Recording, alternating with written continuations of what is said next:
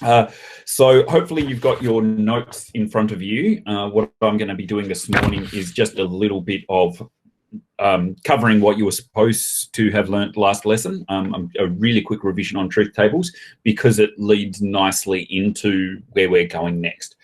So I'm actually going to work you through showing the sort of communication that I expect for the very first question. 4.4.2, question 1, asks you to draw a truth table for the following Boolean statement and give a simpler statement if possible. So this is the statement that I pronounced. Hopefully you can all see my screen there. This is the statement that I pronounced A and not A or B.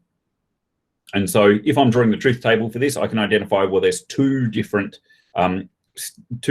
variables, A and B. I might have a statement that has A, B, and C, or I might have a statement that has P and Q and R. So I just need to count how many different variables there are. In this case, there's 2.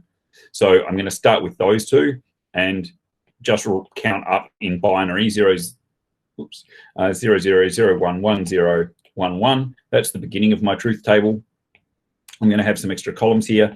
And essentially what I need to do is build up this statement using what I've got now here, basically following BODMAS laws. I realized that I need to do my brackets first, but to do my bracket, I need to do not A or B. I can't do that until I've got not A.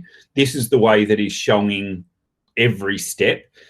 So you can skip some steps in your head if you feel comfortable with that, but it's not recommended. I've seen in the exam lots of A standard workers, lots of students who can produce A standard work, try and do too many steps in their head and end up making mistakes. So I suggest coming up with a column each time. In this case, to build the not A or B, we're going to need a not A column. So that's the first one I construct. And if I'm doing not A, I just have a look at this A column and then flip everyone. So that's 1, 1, 0, 0. What I've done there is just looked at these values here and brought them across here, flipping them as I go. Now I'm going to build my not A or B column, and I know that my OR operator, what my OR operator does is 1 wherever either of the other 2 columns are 1. So here I'm joining my not A column with my B column. There's my not A column, there's my B column. So I'm going to join these 2 columns together with an OR operator and put the result in there. So if either of my columns are 1, I'm going to end up with a 1 there. Now that's what's in the brackets, but I need to join those up with an A. So now I'm going to join my A column, which is this one here, with my not A or B column, which is that one there, and I'm going to join them with an AND operator, and the AND operator is true when both of them are true. So I'm going to compare this 0 here with this one here, and that's a 0, and this 0 here with this one here, and that's a 0, and this one here with this 0 here, and that's a 0, and this one here with this one here, and they're both 1s, so that's a 1. So that's my final output.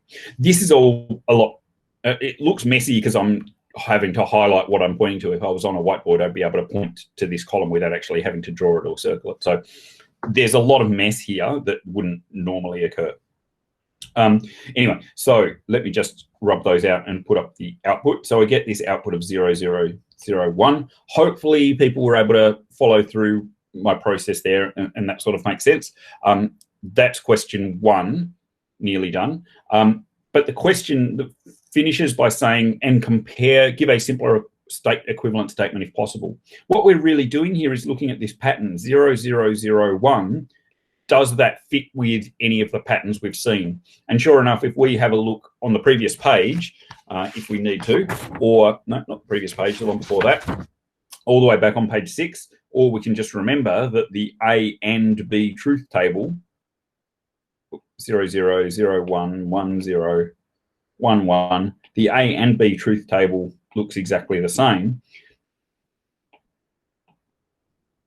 We've got that same output there, 0, 0, 0, 1.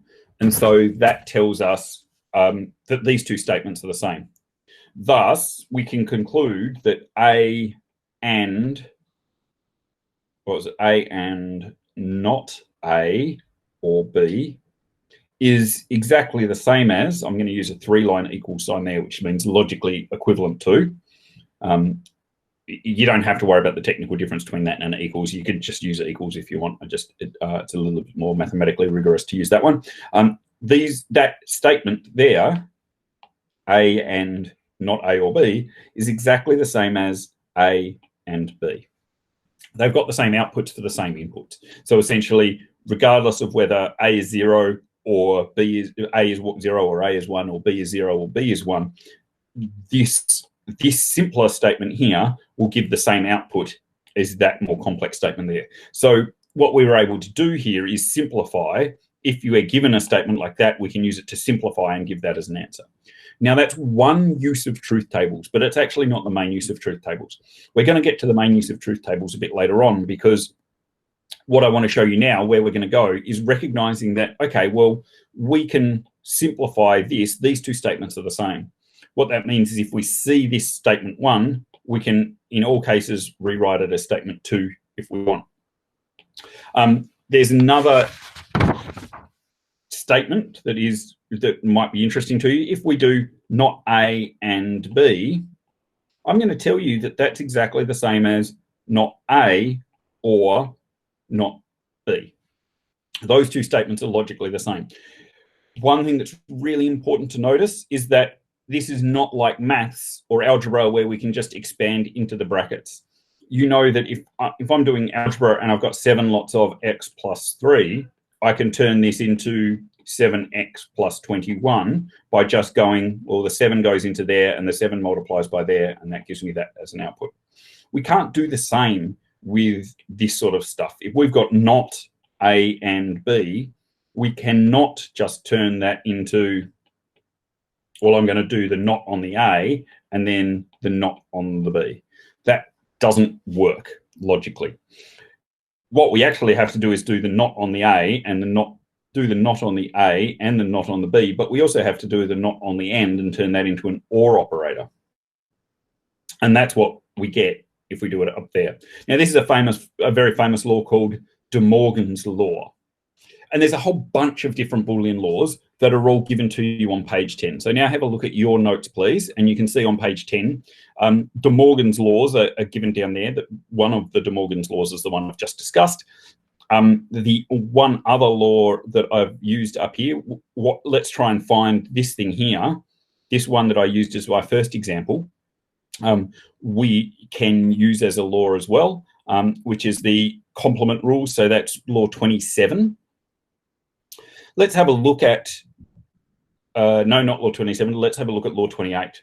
So what I've got written up there, I'm just going to do a quick copy. I'll keep my variable names to lowercase. A and not A or B is equal to A and B. Let's have a look at law 28 on that sheet of paper on page 10. That tells us that A and B or not A is equivalent to A and B. So this one here comes from the example I did above. And this one here comes from law 28 out of that list of laws. They're very, very similar. What you'll notice, though, is that just the order of these things have swapped. Now, we can swap the order of things inside brackets very easily by using the commutative laws. If you have a look at that list of laws, law 1 tells us that A and B is the same as B and A or B is the same as B or A. Now, the main reason I'm pointing this out is what we're going to be doing now is simplifying and rearranging and doing a whole bunch of simplifying really, to get from one law, to get from one statement to another. And we're going to use those 27 laws that are listed there. We're going to use those to simplify statements. And when you do it, you're going to need to list which law you're using. If you have a look over the page, have a look at page 11 on exercise 4.5.2, you can see some examples of simplification where what we've done in the first case, simplified. Let me write it out so we've got an example. If I'm asked to simplify A and B and C, or A and B and not C, then what I can recognize is think about, okay, what bits are there in common? let's have a look at the distribution law, law 7, which tells me that if we've got the same thing in brackets on the right-hand side, if we've got the same thing there, we've got A and B with an and C and an and not C. So recognizing the distribution law, law 7 has the, law 8 has A and in brackets with an or A and in brackets. This skill that we're doing here is just a lot of pattern recognition. It's just trying to match, here's a statement, can I fit a pattern on this list to that pattern? Now, I also want to point out right now that that list is given to you on your information booklet, so you don't have to memorize those laws at all. You're taking them into a test with you. But really what I was doing here is just demonstrating what we're going to do is use law 7. So that simplifies to bringing out the A and B out of the brackets. Essentially, we can have A and B or C and not C. So I've used one of the laws to rearrange that. And which law have I used? When we're doing this working out, we always like to write which law we've done. So in your working out, make sure you just sort of, it can, the notation doesn't really matter. You can put square brackets around it like I have, or you could just write sort of a dash L7 there. Some people also prefer to, some people prefer to identify before they're doing it that they're using L7. But somewhere you're identifying which law you are using to get there. Now we're going to use law 15, which allows us to simplify this. If you have a look at law 15 tells us that if we've got something and not the same thing, then that is always going to be false. So that simplifies down to A and B or false, because we can never have something and its opposite true at the same time. So that's always false. And anytime we've got something or false, we can just drop off the or false. So I'm going to use law 26 to turn that into A and B. So we've just simplified, sorry, we don't need brackets around that. So we've just simplified this original statement here down to this one using log laws, not log laws, using Boolean logic laws. Now, the important thing to note here is that I've actually used a few others as well as we go. In that list, law 1 and 2 are the ones that sort of let you change the order of things. And laws 4 and 5 are the things that let you put brackets around things. It's pretty much assumed that you can do that in your head on the fly anyway. So you don't have to list law 1 or 2 or 4 or 5, and there is no 3 in this list that we're looking at. So anytime you're using those ones, 1 or 2 or 4 or 5, you don't have to list them explicitly. You can just do that in multiple steps. But whenever you're using any of the other laws, it's much better to just use one law per line to simplify. We'll go from this line to this line, and we'll do simplify using law 7, and then to the next line using law 15, and then to the next line using law 26.